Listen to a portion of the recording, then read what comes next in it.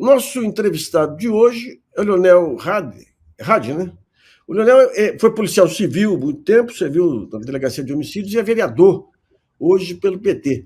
Leonel, obrigado por sua participação aqui. A gente queria que você desse um quadro de como que está esse movimento antifascista no meio do policial e quais são as represálias que estão vindo sobre vocês.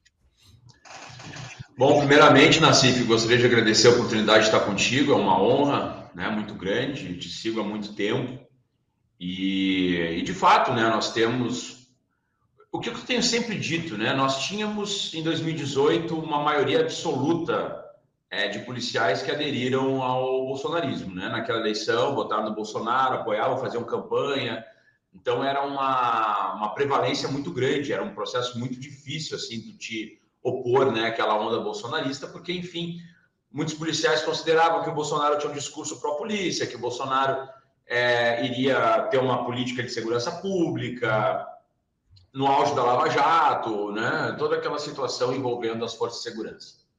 Pois bem, né, hoje nós tivemos uma redução considerável da aderência, né, ao bolsonarismo dentro das corporações, né? Tem pesquisas aí que saíram que dão conta de 40% da polícia militar teria aderência e na polícia civil menos de 10%, né? E na polícia federal um pouco menos ainda e na rodoviária federal muito próximo ao que tem a polícia federal. Mas o que eu chamo a atenção? Embora tenha reduzido a aderência que existia em 2018 por causa das políticas que o Bolsonaro implementou contra servidores públicos e que atingiram, né, a classe policial.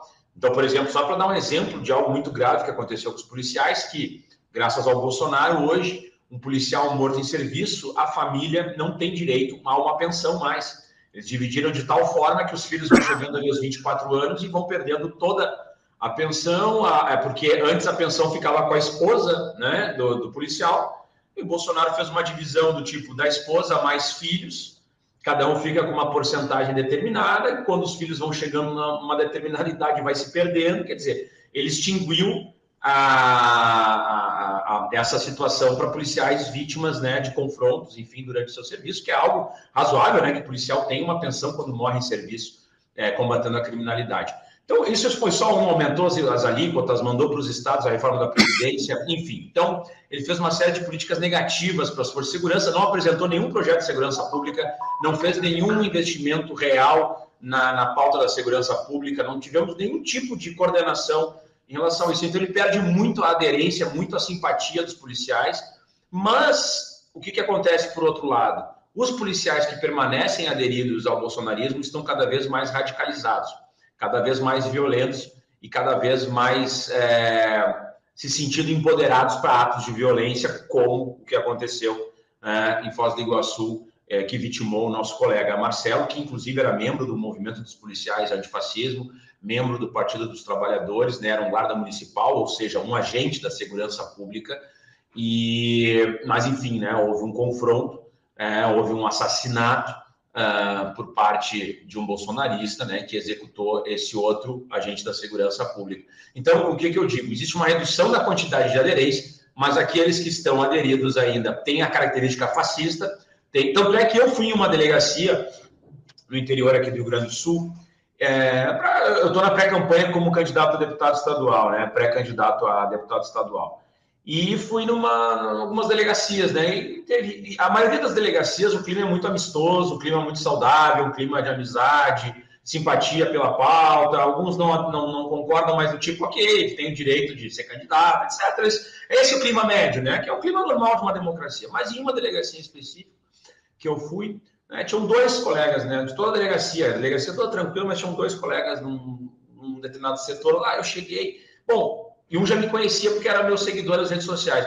E a primeira coisa que os dois falaram foi o seguinte: aqui é todo mundo fascista, aqui é todo mundo bolsonarista, já assumindo a característica fascista, né? E dizendo, não, aqui não tem essa aí porque o PT defende a criminalidade, o PCC, todas aquelas histórias, né? Que tem uma vergonha para a polícia, etc. Então, quer dizer, nós vemos esse clima, né, mais radicalizado de um grupo minoritário, mas como são muito violentos, muito agressivos, isso acaba intimidando, né, os demais policiais que não compactuam com isso. Então fica aquele clima de uma corporação majoritariamente conservadora, mas não reacionária e não fascista, um grupo, né, um pouco minoritário que é de esquerda, mais progressista, e um pequeno grupo aí fascista mesmo, mas mais propenso a ações violentas. Leonel, e as PMs aí, que é a Brigada Militar, qual que é principalmente as chefias aí, como é que você vê? Não, aqui no Rio Grande do Sul, né, aí são corporações aí mais aderidas ao bolsonarismo, por ele ser um militar, por ele ter colocado as polícias militares dentro da reforma das Forças Armadas, que trouxe minimizou as perdas, tá? Não trouxe vantagens, mas minimizou as perdas dos policiais militares frente aos outros policiais, né, outras categorias policiais, que não são militares, que são a maioria das instituições, né, são desmilitarizadas, tirando a Polícia Militar e os bombeiros militares, todos os outros são desmilitarizados, né, da segurança pública. Então, ele tem ainda um certo respaldo maior, é militar, etc, etc, etc, né? Aqui no Rio Grande do Sul, né, se a gente for pensar, porque eu acho que a reflexão que a gente tem que fazer é se essas instituições adeririam a um golpe de Estado, né? Eu acho que esse é o ponto central. Não vejo clima, honestamente, aqui no Rio Grande do Sul, pelo menos, não vejo clima para isso. Mas eu sempre chamo a atenção para um ponto. Pode não existir o clima hoje, né? Hoje não existiria clima. Mas a gente não sabe, né, como vai se desenrolando a narrativa, como as coisas vão se desenrolando, que daqui a pouco se chegue num... Eu sempre dou um exemplo, né? Tu pega um grupo mais radicalizado, mais fascista, esse grupo começa a fazer ações, em tese, em prol dos trabalhadores da segurança pública, reivindicando melhoria salarial, ou daqui a pouco um policial é morto num confronto, tu entende? Tu cria uma comoção corporativa, né? Um clima digamos, de contaminação da corporação, e aí sim, né, a partir de uma ação determinada que vai desenrolando com os dias, né, de discussões, etc., aquilo contaminar de tal fato as instituições, que daí pode sim existir uma aderência a um golpe de Estado. Mas tem que ter um processo anterior, e é isso que a gente tem que monitorar, no meu entendimento. Leonel, nós tivemos aí o início de todo esse ângulo, foram os atentados contra o Lula lá atrás, que a imprensa passou batido aí, os tiros contra a caravana do Lula. Aí, aqui em São Paulo, teve bombas contra o Instituto Lula. Eu não sei, eu tenho a impressão que na vigília aí andou tendo também violências. Por que não prosperaram essas investigações em relação aí aos atentados, na sua opinião? Do meu ponto de vista, primeiro que é de fato uma investigação complexa, né, de atentados, assim. Segundo, que de fato, eu acredito que as nossas instituições, elas foram e têm sido muito lenientes, né, em relação à violência política, assim como são em relação ao racismo, né, são questões que talvez agora a gente possa estar levando essas questões mais a sério, né, com esses inquéritos na STF, etc., mas durante muito tempo a gente considerou que ok, discussão, violência entre grupos, os dois se xingam, brigam igual, né? E claro, instituições já meio contaminadas com essa lógica mais conservadora, com essa lógica, né? A Lava Jato é uma prova disso, né? Com uma tendência já partidária, né? Então meio que minimizando esses pontos, e o fascismo é assim, né? Ele vai avançando em nível de violência, ele vai contaminando as instituições para então ele impor esse poder pela força, e é o momento atual que a gente está vendo hoje. Mas, no meu entendimento, foi isso, é uma mistura de leniência, por ter simpatia ideológica com quem está praticando, né? Com dificuldade de investigação e com aparelhamento, né, de fato, das instituições, né? Então, eu espero, né, que depois de tudo que vem acontecendo, de todos os ataques, de todas essas questões, que a gente comece, de fato, a levar adiante, né, essas questões quando envolvem violência política. Tá. As eleições aí em Porto Alegre, aí no Sul, como é que estão? Estão polarizadas? Estão violentas? Estão suportáveis? Como é que você está vendo aí? O que acontece, né? A esquerda ainda não colocou, né, digamos, a candidatura na rua. Tá? Nós ainda temos um debate, um diálogo ainda para saber se o PSOL entrará na mesma chapa, quem será nosso candidato ao Senado, quem será... Né? Então, a gente está ainda numa função muito recuada, tá? Mas a gente acredita que assim que a campanha de fato iniciar, sim, a gente vai ter uma situação de muita violência, como a gente tem visto agora que quando Lula veio a Porto Alegre, né, nós fizemos um grande aparato de segurança, eu participei, né, fui um dos coordenadores ali da segurança aqui do evento do Lula, do comício, e nós temos um grupo, né, de policiais petistas ali que se comunica, enfim, e organiza essas questões, né, e a nossa percepção, assim, é que vai piorar demais aqui o quadro no Rio Grande do Sul, porque a gente lida diretamente com um grupo extremamente...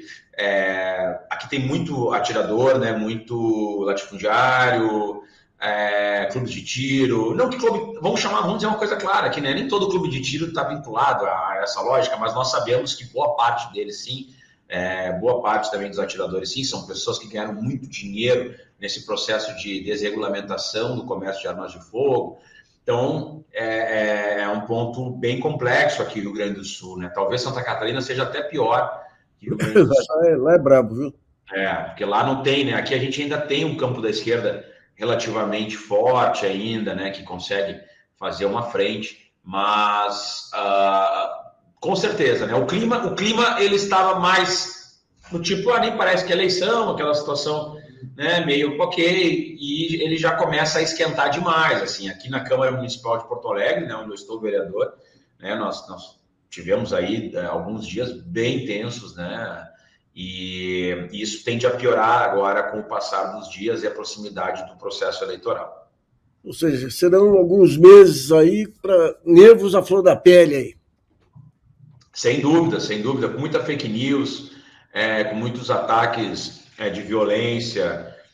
Nós estamos monitorando esses grupos de ódio, né? A gente tem aqui no nosso mandato, a gente chama de Operação Bastardos Inglórios, que monitora grupos de ódio, redes racistas, neonazistas, e tem nos chamado muita atenção, né, as falas constantes em atentados, em ataques armados, e nós sabemos, né, que esses conteúdos que vão se propagando pelas redes, pelos grupos de internet, eles acabam tendo essa repercussão, né, de violência de pessoas que começam a fazer atos, às vezes isolados, motivados por esse grupo, ou atos em grupos, né, de ataques coordenados. Então, esse é um risco real desse processo eleitoral, né? Para mim, é matemático. Assim como era certo que aconteceria a morte, eu sempre dizia isso, né? Eu disse, olha, esse processo eleitoral, certamente nós teremos mortes, teremos vítimas, claro, do nosso lado, provavelmente, né? Porque o clima todo é pensado e arquitetado e articulado